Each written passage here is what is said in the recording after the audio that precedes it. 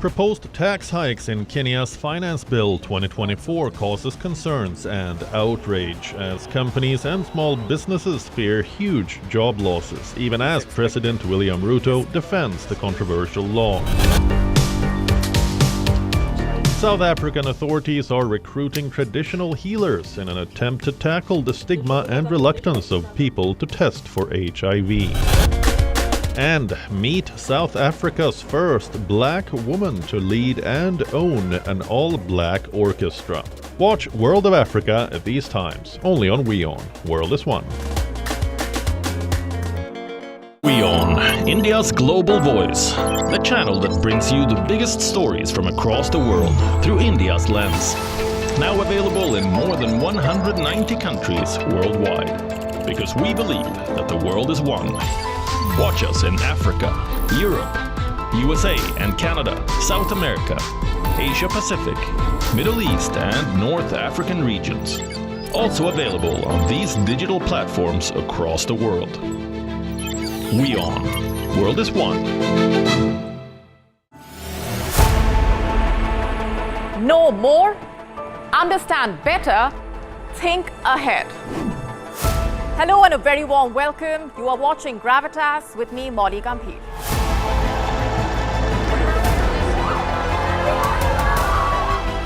Get the facts, not the bombast. On the 26th of March, dynamic pricing, Baloch separatists, Gravitas cuts out the clutter. Gravitas keeps calm when others scream. Gravitas brings news to life.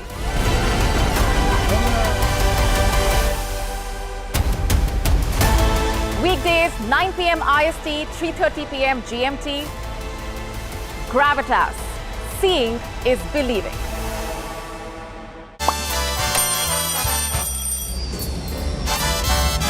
Vielleicht nur als Imposant.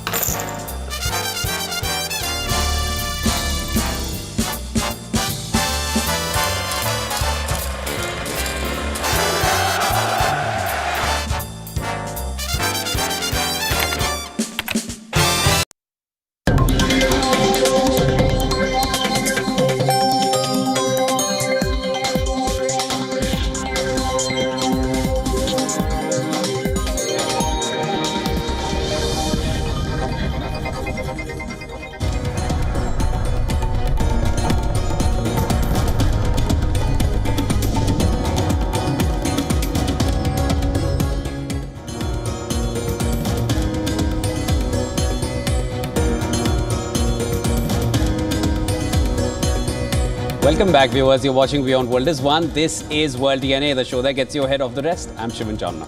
And I'm Reisha Sehgal. On the show today, tensions are rising in West Asia after Hezbollah chief issued a stern warning to Israel, threatening a war with no rules and no ceilings in case of a major Israeli offensive against Lebanon.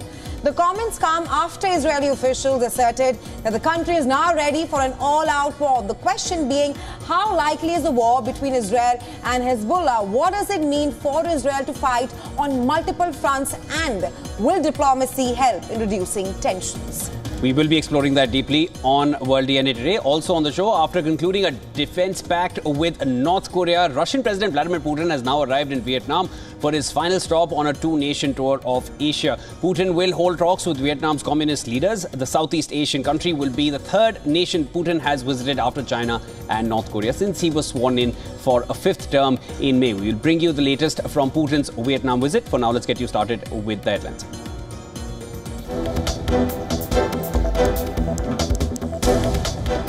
Israel's top army spokesperson says that Hamas cannot be eliminated, prompts a knee-jerk reaction from the government, which quickly reiterates it remains committed to the militant group's destruction.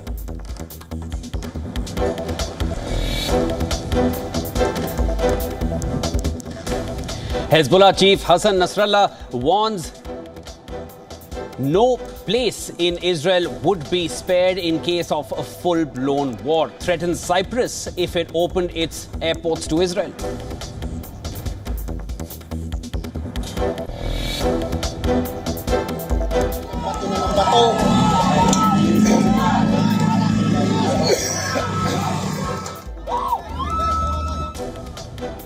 The Philippine military claims the Chinese Coast Guard rammed and boarded Filipino Navy boats in a violent confrontation in the South China Sea this week, in which a Filipino sailor lost a thumb.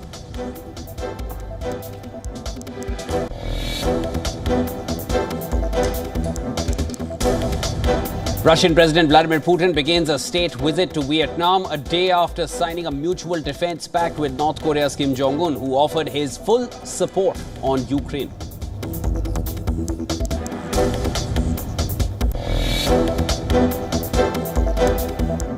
Over 900, including 68 Indians, are dead during Hajj pilgrimage in Mecca as mercury hits 51.8 degrees Celsius.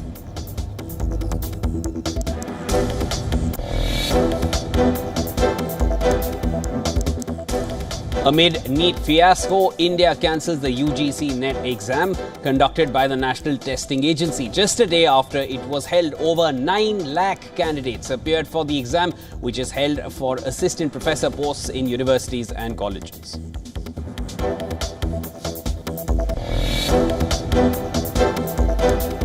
Host Germany defeat Hungary 2-0 in the European Championship to become the first team to seal a knockout berth.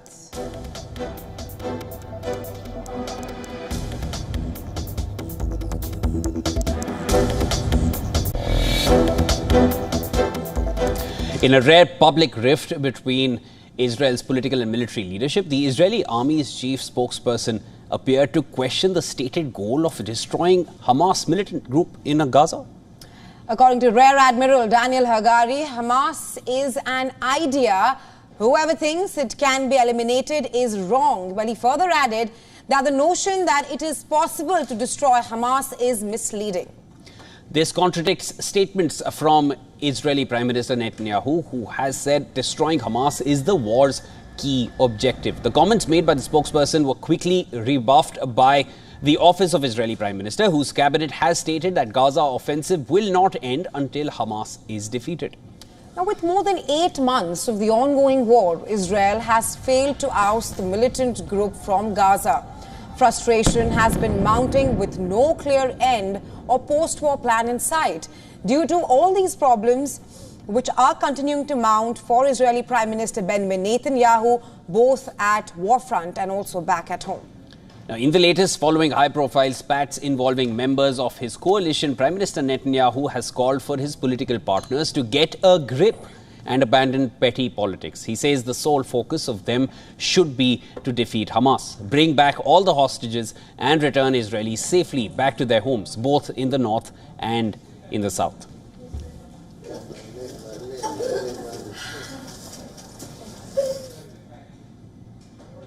Meanwhile, on the war front, a merchant ship is thought to have sunk in the Red Sea after a deadly attack by Yemen's Houthis forced it to be abandoned last week. Houthis have released the footage of the said attack that shows an attack on the Tutor cargo ship in the Red Sea.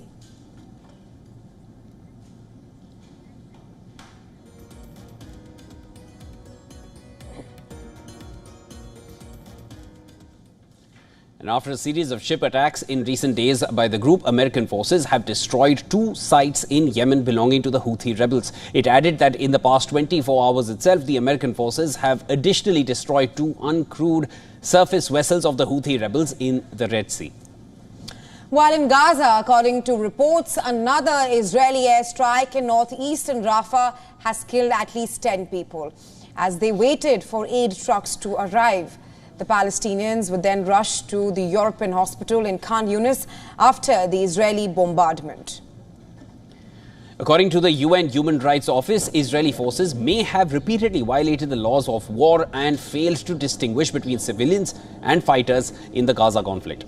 Separately, the head of a UN inquiry accused the Israeli military of carrying out an extermination of Palestinians. So, I don't know whether it's one of the most moral armies in the world or not. But what I do have expertise in and what I do have authority to do is make assessments of criminal conduct. And we've done that in relation to the recent events, and you can see that in the report. And the only conclusion you can draw is that the Israeli army is one of the most criminal armies in the world. Hezbollah chief Hassan Nasrallah has warned of an all-out war in Israel. Well, of course, Nasrallah said that no place in Israel will be spared in case of a full-blown war. The open warning comes hours after Israel's military said it has approved operational plans for an offensive against Hezbollah. In a televised address, Nasrallah said Israel won't be spared by Hezbollah at any cost and that it should expect the armed group on land, by sea and by air.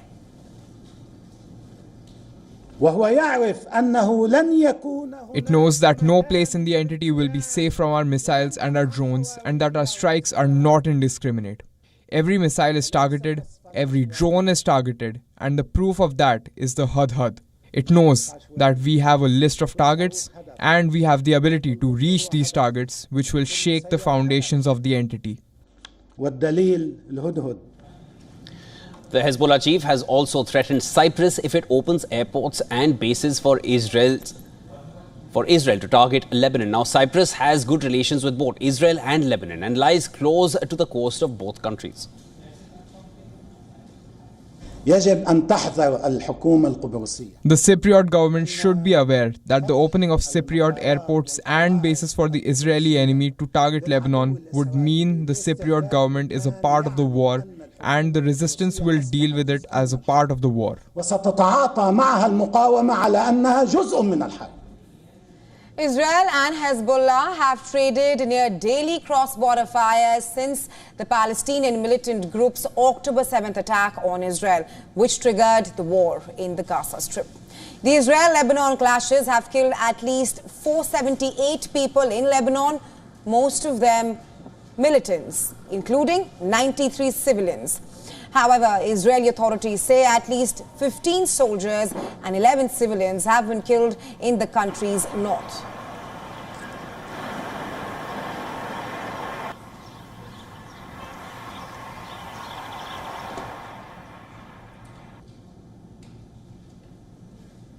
All right, for more on this, we are joined by Colonel David B. DeRoche, who's a retired professor, Near East South Asia Center for Strategic Studies, National Defense University. He's joining us from Washington, D.C.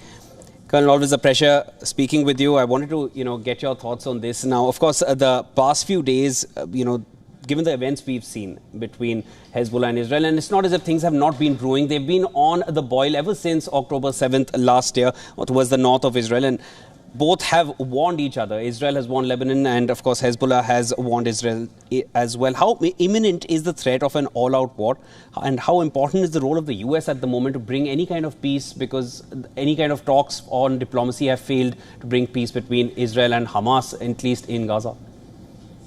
Well, I think the United States views the confrontation with Hezbollah as different from the confrontation with Hamas. Mm-hmm. The issue in Hamas that the United States has with Israel is the amount of civilian casualties that are being inflicted in the Gaza Strip.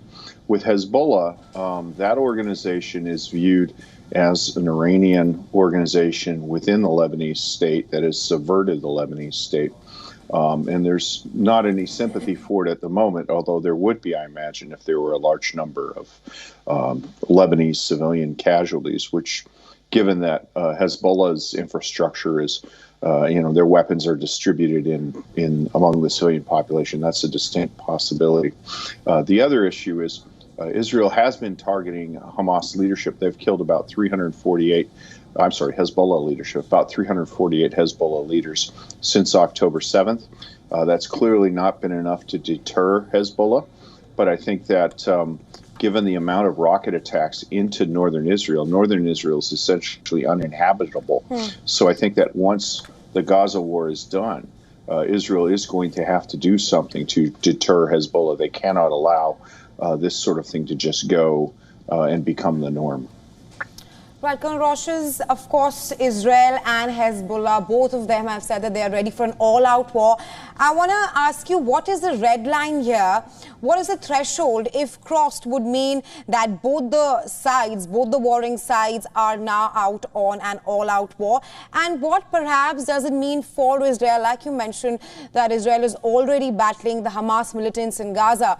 What does it mean for Israel to battle in all these multiple fronts, from Gaza to Lebanon and the Red Sea? Yeah, good question. So the Red Sea is primarily a peripheral front. That's occasionally there are long-range missile launches from Iranian missiles launched from Yemen towards Israel, but that's more of an irritant, not really a major strategic threat. Same thing can apply for the Iranian proxy militias in Iraq.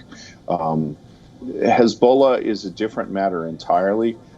They are closer. They have much more sophisticated weapons, but they don't need much more sophisticated weapons because they are so close and they've been there for so many years. I think that what Israel wants to see happen is they want to see, first off, the Lebanese state actually do something against this, what is basically an Iran-directed military force outside of the Lebanese state. I'm not sure if that's possible.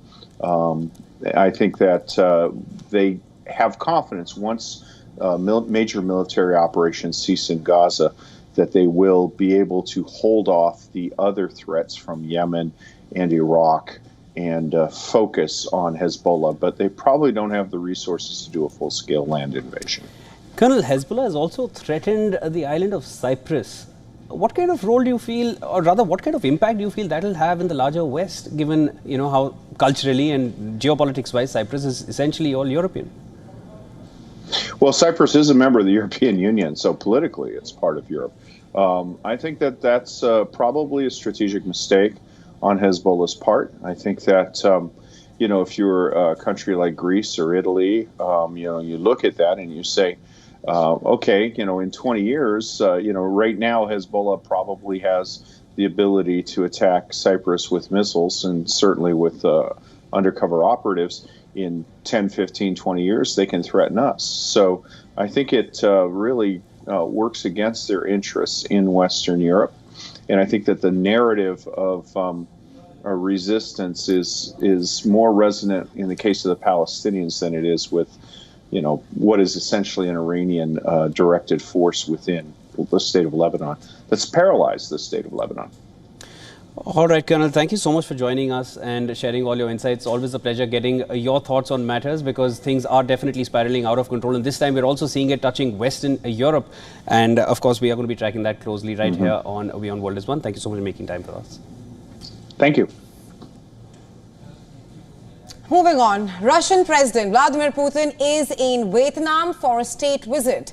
And this is after his 2-day trip to North Korea. And this is the Russian president's first visit to Vietnam since 2017 and is the final stop of his two-nation tour of Asia. On his arrival in Hanoi, Putin received a red carpet welcome. He is scheduled to meet with Vietnam's most powerful lawmakers, Communist Party General Secretary and the President. The Russian President is expected to push for closer ties with Vietnam through cooperation in defense, energy, trade, currency transactions and building on long-standing bilateral relations.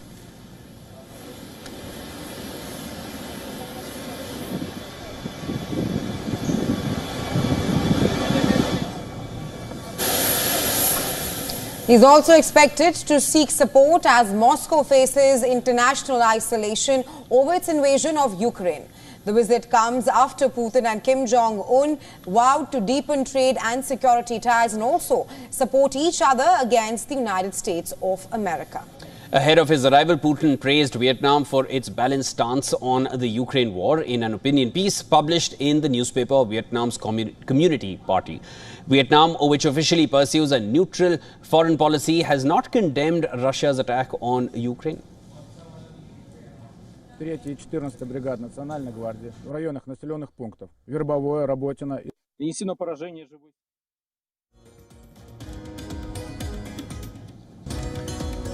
Russia and North Korea have signed a new treaty that both leaders said was a breakthrough document that takes their relations to a whole new level. Right, Shivan. In an assertion against the West, Putin said that strategic partnership commits both countries to a mutual defense clause under which both the nations will help each other in repelling external aggression if either of them is attacked. He added that under the treaty, Russia will not rule out military technical cooperation with the DPRK while calling for a review of what Russia holds the restrictive regime inspired by the US and its allies at the UN Security Council towards the DPRK. Further, Putin claimed that Russia and North Korea have an independent foreign policy and do not tolerate the language of blackmail and dictating. Further details in this next report. Take a look. Russian President Vladimir Putin and North Korean leader Kim Jong-un signed a mutual defense pact on Wednesday, promising to help each other if attacked. Putin has courted Kim with gifts of limousines and a tour of Russia's new space launch center, as well as deepening military cooperation, which has alarmed the United States and its Asian allies. Kim spoke at a rare press conference, announcing the signing of a comprehensive strategic partnership. Our two countries' relations have been elevated to the new higher level of an alliance, laying the legal groundwork for the grand ideas of leadership of the two countries and longing of our people to build a strong country while firmly protecting the peace and security in the region and the world in line with the common interest of the Democratic People's Republic of Korea and the Russian Federation. At the start of their summit, Kim expressed unconditional support for all of Russia's policies, including a full support and firm alliance for Putin's war with Ukraine. Russian media reported Putin said Moscow was fighting the hegemonic, imperialist policy of the United States and its allies. We highly appreciate your consistent and unwavering support for Russian policy, including the Ukrainian strand. I'm referring to our fight against the hegemonic policy imposed for decades, the imperialist policy of the United States and its satellites against the Russian Federation.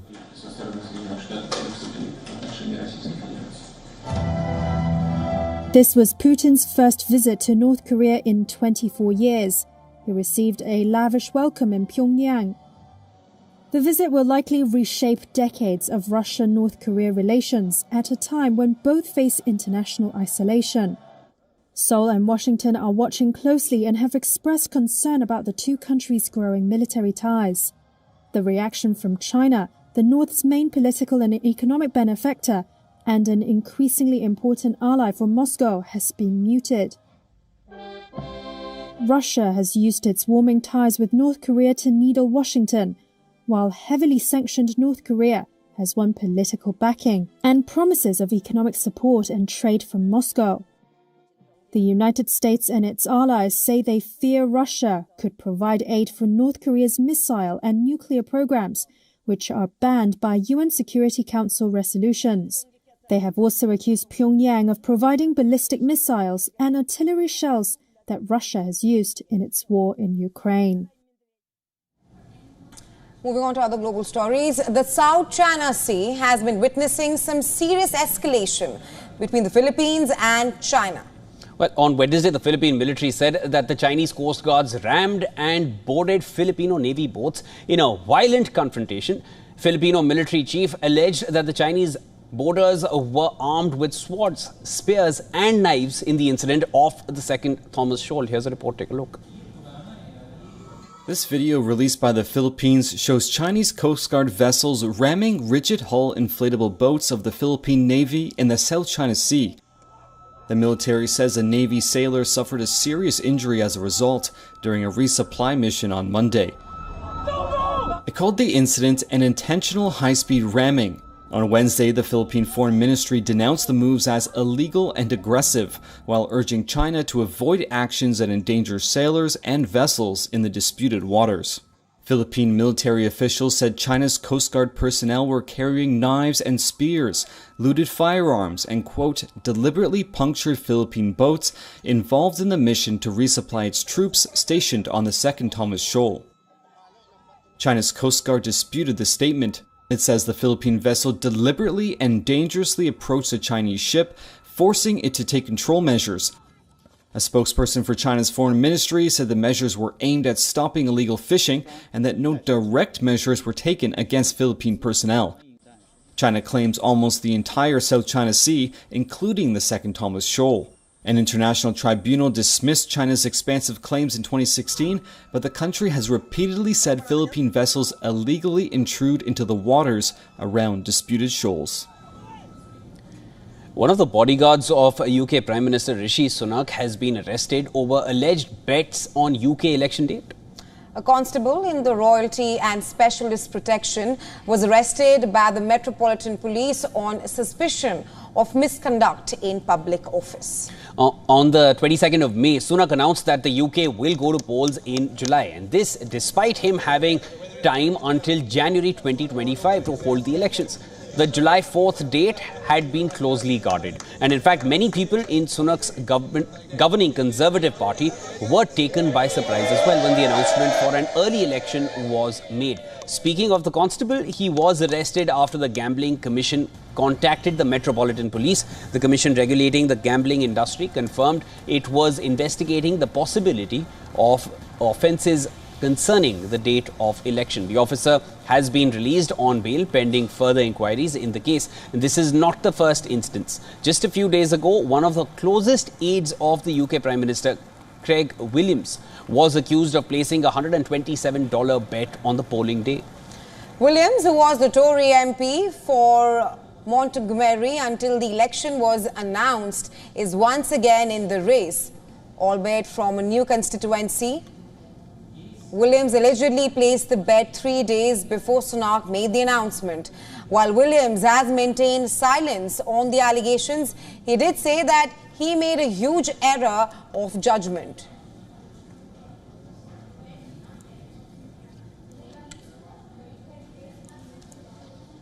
All right, viewers, time now for a quick break. Don't go anywhere. Lots more on the other side when World DNA returns. Right, on the other side of World DNA, the National Testing Agency of India continues to be in the eye of the storm. The Education Ministry has announced the cancellation of the UGC NET examination. Getting you complete report on the other side of this short break.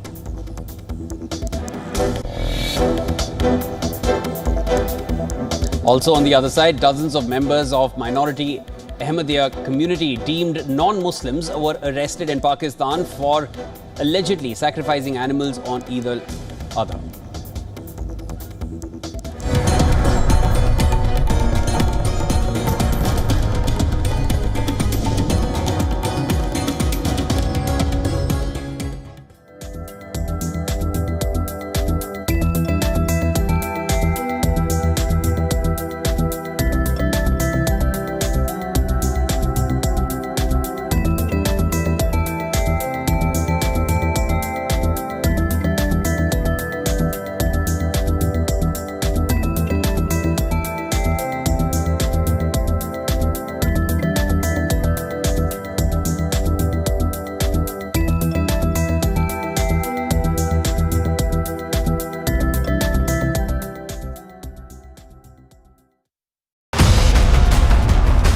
Proposed tax hikes in Kenya's Finance Bill 2024 causes concerns and outrage as companies and small businesses fear huge job losses, even as President William Ruto defends the controversial law.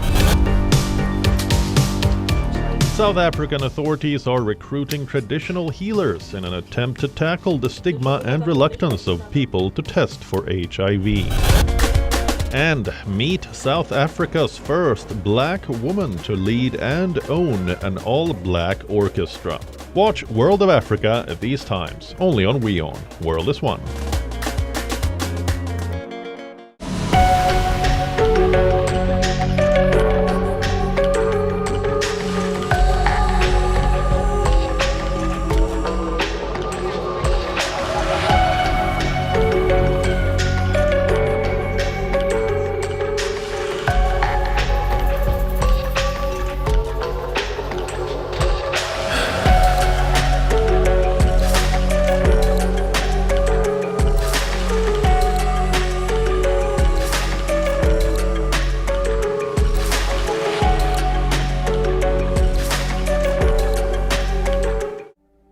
Namaste.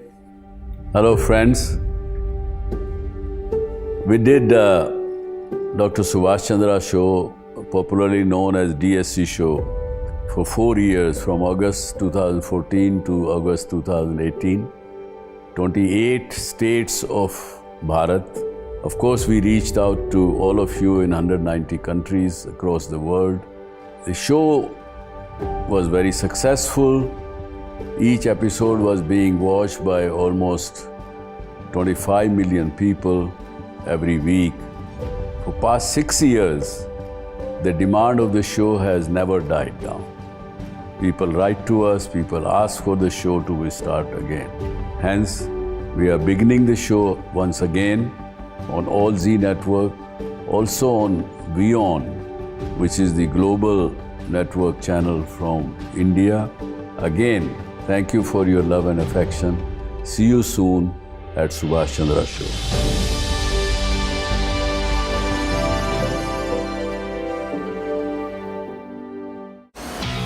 This week on Take It Out, we tell you how the Indian government is planning to stop the menace of fraud calls.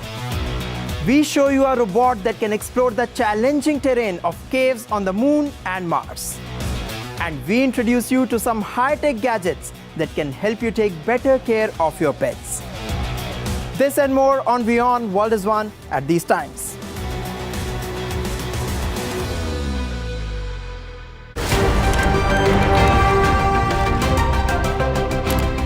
Ready to dive into your daily dose of news?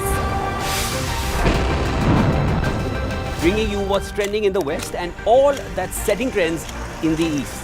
And all of this served up with a side of insightful banter. We don't just bring you the latest stories. We bring you your talking points for the day. And while you do that, from the busy streets of New York, I will provide you with deeper insights on the developments through the course of the day in the U.S. And I will be here at the WION headquarters, getting you all the action from the universe of sport.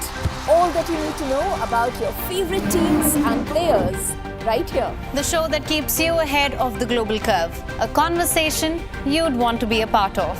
A place where news becomes an engaging exchange. We bring you stories that impact your present. This is World DNA.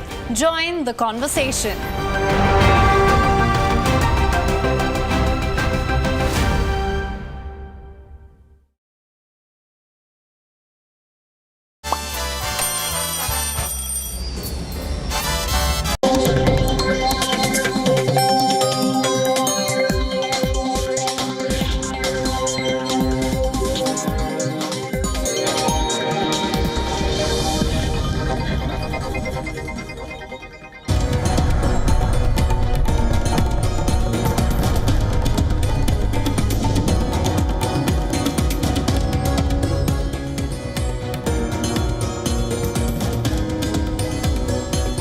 Welcome back. Thanks very much for staying with us. You're watching World DNA with me, Raisha and Shivan. There's lots lined up on the other side of the show, lots to unpack. But first, a quick check on the headlines.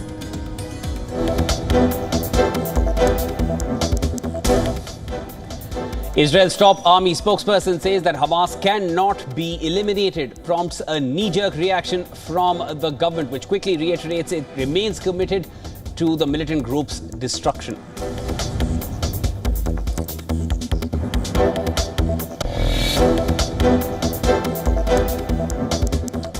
Hezbollah chief Hassan Nasrallah warns no place in Israel would be spared in case of a full-blown war. Threatens Cyprus if it opened its airports to Israel.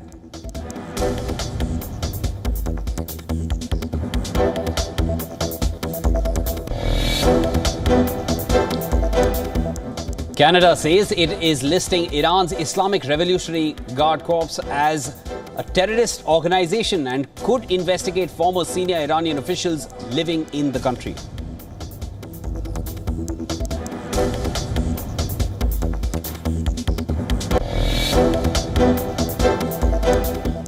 The Philippine military claims the Chinese Coast Guard rammed and boarded Filipino Navy boats in a violent confrontation in the South China Sea this week, in which a Filipino sailor lost a thumb.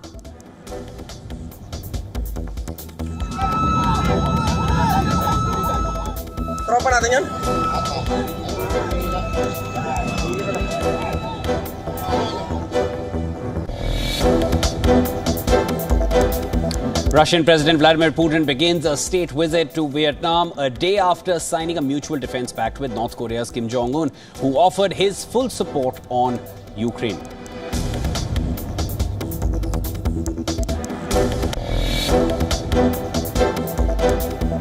Over 900, including 68 Indians, are dead during Hajj pilgrimage in Mecca as mercury hits 51.8 degrees Celsius.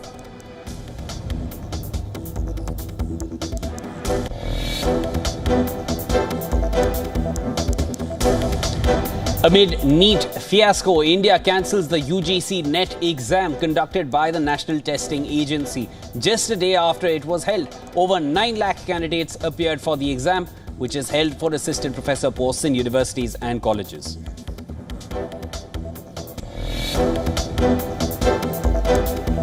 Host Germany defeat Hungary 2-0 in the European Championship to become the first team to seal a knockout berth.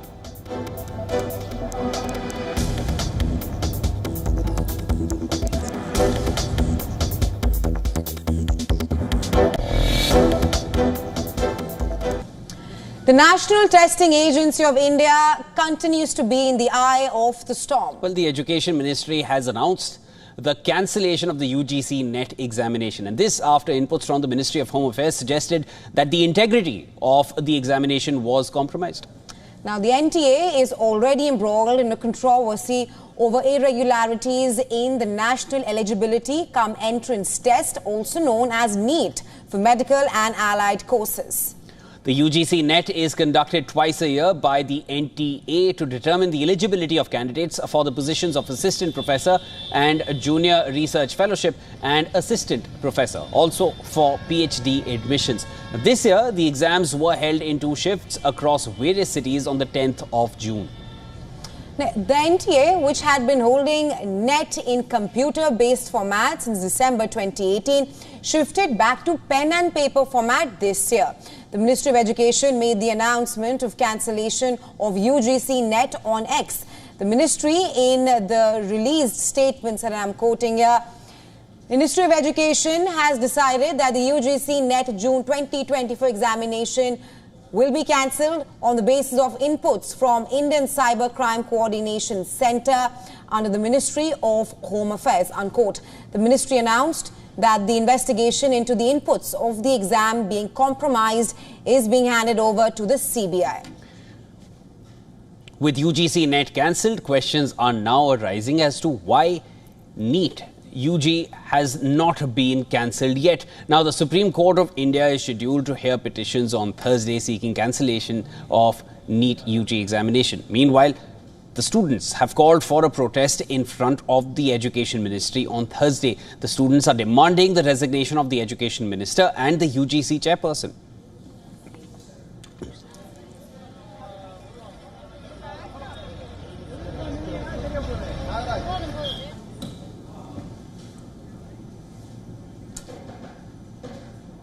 In India, major political war of words has erupted over a hilltop palace in Andhra Pradesh's Visakhapatnam, also called as Vizag.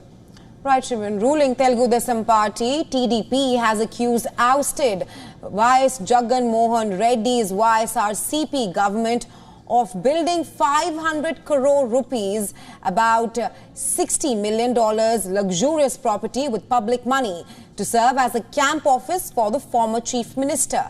The party has sought thorough probe into the matter, seeking to know whose permission was taken to construct the building located on Rushikonda Hill in Vizag that Jagan Reddy had previously declared as the capital of Andhra Pradesh. Highlighting the expenses, the TDP leaders claimed that the property has a bathtub worth 26 lakh rupees, that is about $31,000. Jagan Reddy's party, YSRCP, has outrightly rejected the claims, saying that TDP is attempting to use the building as a smear campaign against the previous government to wrongly influence people of the state. The party said that Rushikonda Hill buildings are not private properties. They are government buildings constructed keeping in mind the priority given to Visakhapatnam by the previous government. YSRCP leaders said that it is up to the incumbent government to decide how to use them, maybe to host dignitaries like President, the Prime Minister and others. The TDP, however, has yet again questioned the intent behind hiding the building from the public.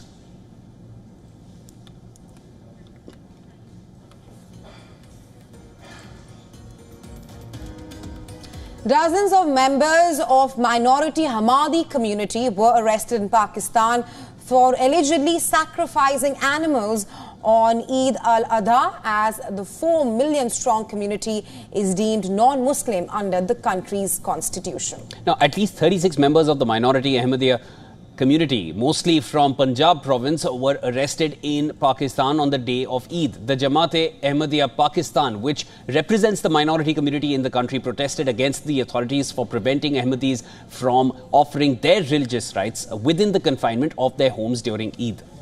However, no members of Ahmadi community have been killed in the acts of violence and vandalism that erupted in the country over Eid al-Adha earlier this week.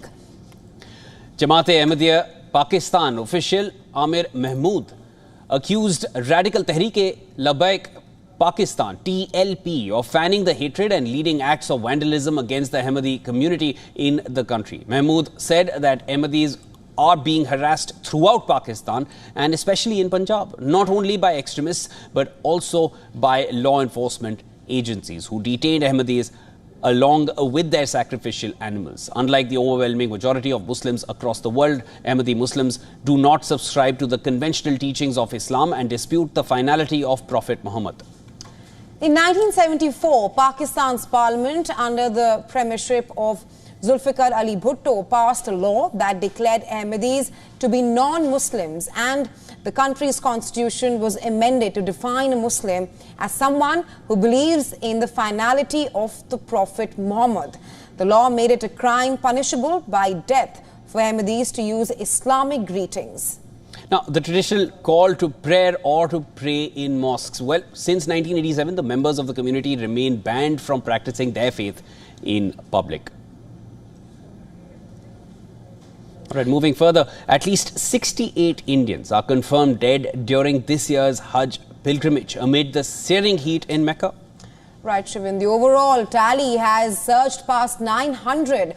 According to a diplomat in Saudi Arabia, several pilgrims are still reported to be missing.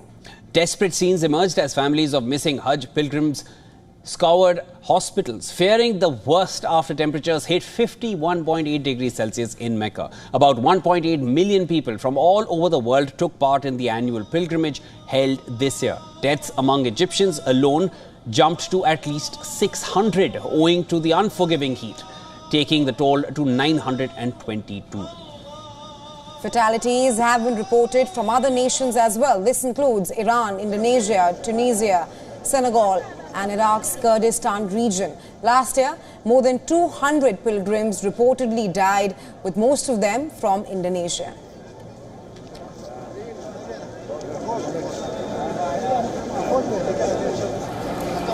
This year's pilgrimage saw record high temperatures, which are the highest in recent decades. For the past several years, the Hajj has fallen during the sweltering Saudi summer.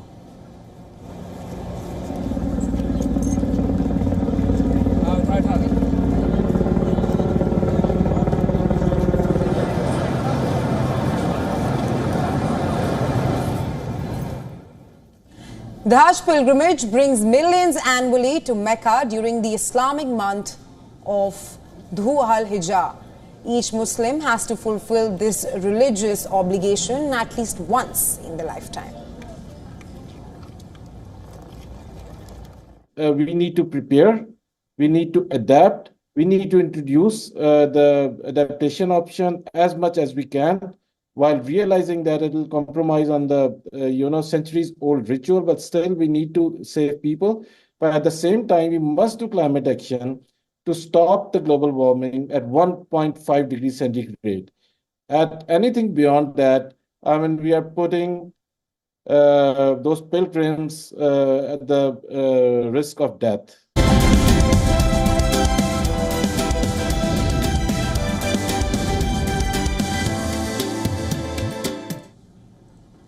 And now we shift our focus to Boeing CEO's Senate hearing. Relatives of the victims from two fatal 737 MAX crashes are urging the Justice Department to impose a fine of around $25 billion on the aircraft manufacturer. The families, represented by lawyer Paul Castle, argue that Boeing's actions constitute the deadliest corporate crime in US history, warranting this maximum penalty. They suggest that between $14 billion to $22 billion of the fine could be suspended if Boeing allocates those funds towards an independent corporate monitor and safety compliance improvements. That safety, that number one priority of Boeing, of their CEOs, of their management, of their engineer, doesn't mean anything when 346 people died. We are here today and driving here. It doesn't matter how far, because all I could think is the 6 minutes and 4 seconds of my daughter on that Boeing 37 MAX. Did she cry for me? Did she know that will be his last breath? Did someone hold her hands? So Cajon, Boeing, CEO, management, did you hear my daughter cry? I want them to answer and give us all the transparency. And I want them to be held accountable for murdering 346 lives.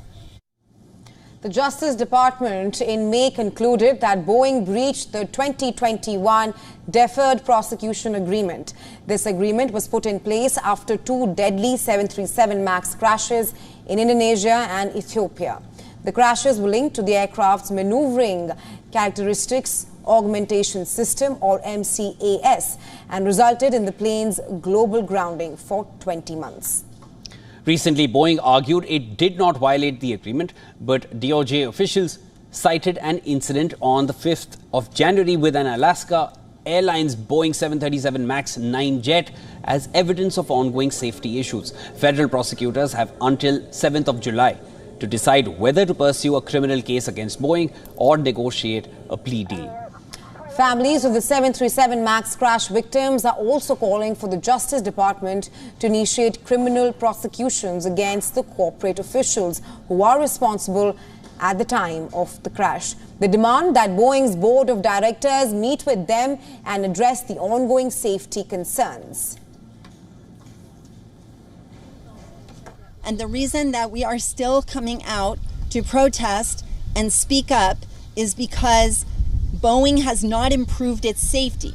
Even since 5 years ago, even 6 and 7 years ago, they knew about a lot of problems with manufacturing and they didn't improve it.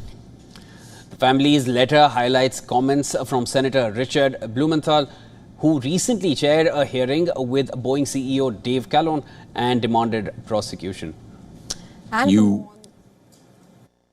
have a duty to demand the highest safety standards and insist that every installation is properly documented and ensure that speak up means, in fact, speak up, not shut up, as it is meant all too often. Boeing needs to stop thinking about the next earning call and start thinking about the next generation. For more on this, our correspondent Susan Tehrani has sent us this report from New York on the demands of the families who lost their members in the 737 Boeing crash.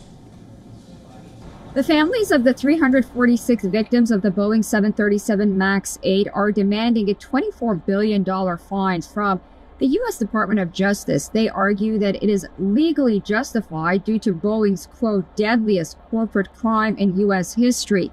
The crashes both in Indonesia and Ethiopia were caused by malfunctioning safety systems. Boeing's CEO apologized, but the families say they're seeking justice nonetheless. The Justice Department is now considering prosecution after Boeing allegedly breached a 2021 agreement.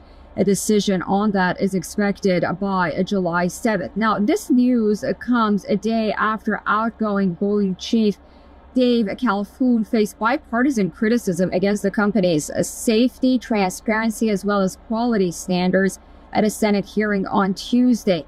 He also acknowledged that the company has indeed retaliated against whistleblowers. Susan Takwani reporting from New York for WION World is One.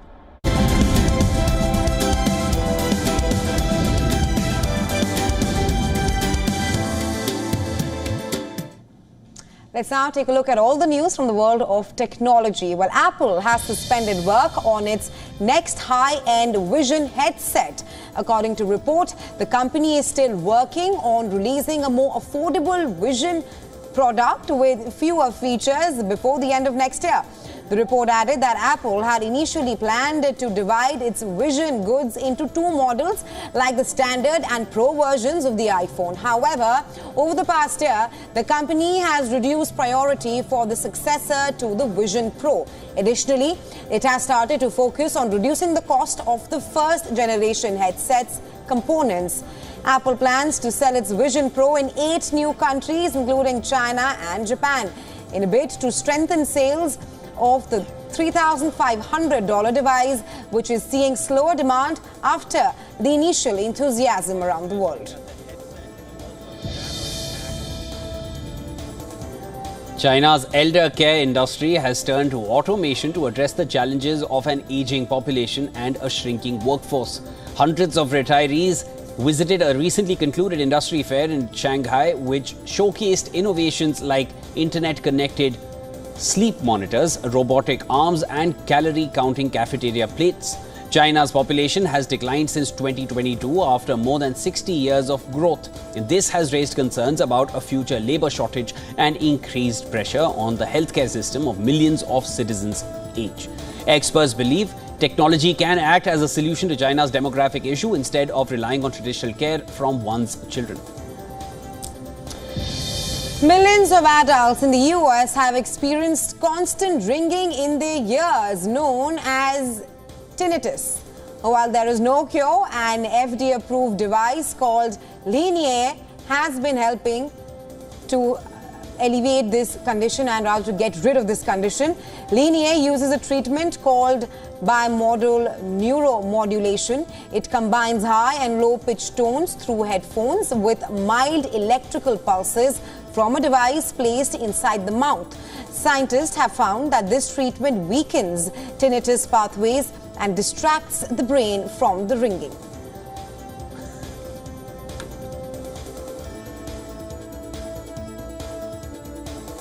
Brain has a power to heal itself, and we are taking advantage of that power by introducing the signal, the two signals from two different stimulation, the tongue stimulation as well as the hearing.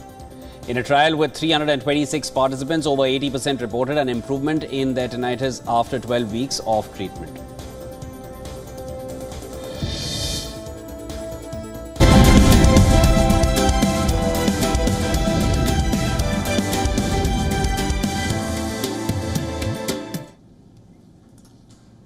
Hosts Germany have become the